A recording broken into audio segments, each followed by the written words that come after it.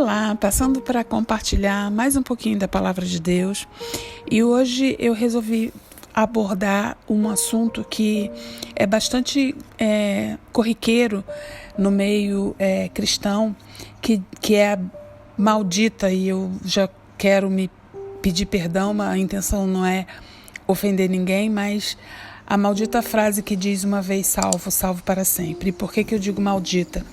Porque ela não é verdadeira. Porque quando a gente lê a palavra de Deus, a gente vê que isso não existe, né? A não ser que a pessoa, como diz as Escrituras, ela vença até o fim, né? Ao que vencer, dar-lhe-ei a coroa da vida. Aquele que for fiel até o fim, dar-lhe-ei a coroa da vida. Talvez exista um equívoco com relação ao termo salvação, porque na verdade a salvação ela é um processo, ela não é instantânea. Ela pode ser instantânea, como no caso do ladrão da cruz, né? Ele se arrependeu ali, ele estava ali, ele reconheceu Jesus como Salvador, como Filho de Deus, e Jesus respondeu para ele: sim, hoje mesmo estarás comigo no paraíso. E ele morreu. E acontece hoje também, quando pessoas são evangelizadas ou aceitam Jesus no leito da morte, eu creio que elas são salvas sim. Mas para as pessoas que aceitam Jesus, digamos que com seus 10 anos de idade, 20 anos de idade, e vive até os 80, o fato dela ter aceitado Jesus e não ter permanecido nele, não garante de forma nenhuma que essa pessoa será salva. E eu vou começar aqui pelo que o próprio Senhor disse, né? Ele disse assim, lá em Mateus 7, 22, falando sobre o final, né, dos tempos, e o texto diz assim: muitos me dirão naquele dia: Senhor, Senhor, não profetizamos nós em teu nome? Em teu nome não expulsamos os demônios? Em teu nome não fizemos muitas maravilhas? Olha só, presta atenção no que Jesus vai responder, porque Jesus ele não responde que não foi no nome dele. Jesus não responde que aquelas pessoas estavam sendo usadas pelo diabo.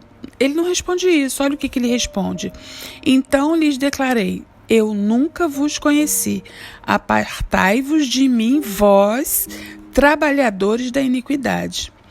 Ou seja, quando a gente lê lá a carta de Pedro, e Judas também faz uma advertência, e também em Hebreus 6, tem escrito de forma muito clara que uma vez que a pessoa conheça o Senhor, que a pessoa se entregue a Deus, ela é batizada com o Espírito Santo, ela caminha nas obras do Senhor, não está escrito que ela é obrigada a permanecer naquele caminho, porque Jesus mesmo disse: eu sou o caminho, a verdade e a vida. Se essa pessoa desiste do caminho, que é o que está escrito lá em Pedro, ela abandona a fé, né? É o que a gente chama de apostatar da fé. Você está na fé e de repente você não está mais na fé. E aí, essa pessoa, quando ela morrer, ela vai para o céu? Não, gente. Claro que não. Essa pessoa vai se perder. E é muito claro, porque em Judas é mais claro ainda, porque ele começa com um texto dizendo que Deus abomina as festas de amor deles, e vou ler o texto aqui para ficar mais claro. Porém, falam mal do que não sabem, mas aquilo que naturalmente conhecem como animais irracionais, nestas coisas se corrompem.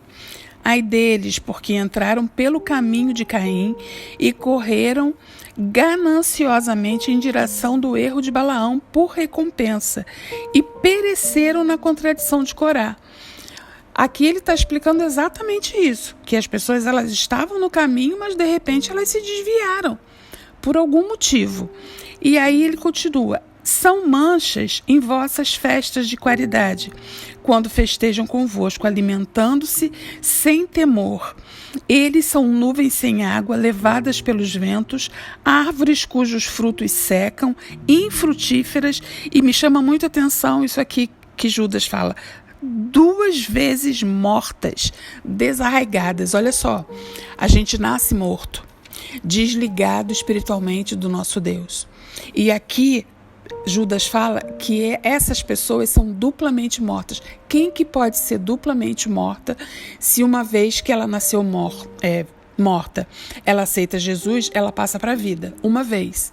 Mas se ela se desviar de novo, ela vai ser duplamente morta, ela vai estar no estado de morto de novo.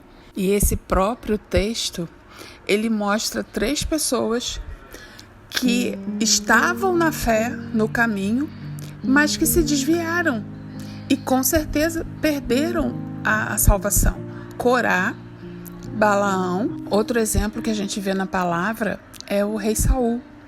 A Bíblia diz que ele foi cheio do Espírito Santo, que ele profetizou, que ele fez realmente coisas extraordinárias em nome do Senhor.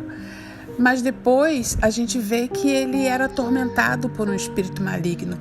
A gente vê que ele desobedeceu várias vezes ao Senhor. E a gente vê que no final ele se suicida.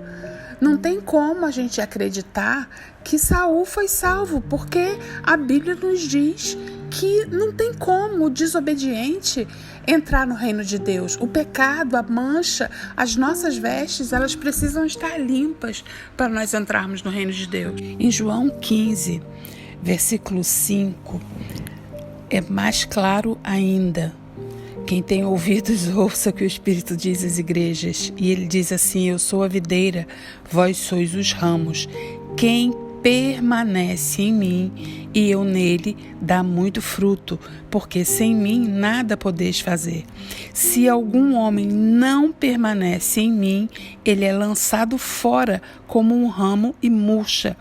E homens os recolhem e os lançam no fogo, e eles são queimados.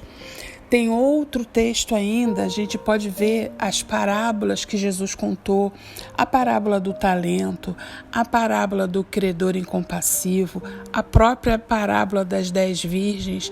Não diz que 5 eram virgens e 5 não eram, não, as 10 eram virgens, só que 5 prudentes foram para a festa do noivo e 5 não entraram.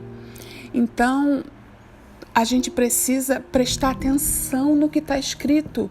A gente precisa buscar a leitura da palavra e buscar cada dia mais, porque os dias são maus, os dias são de engano.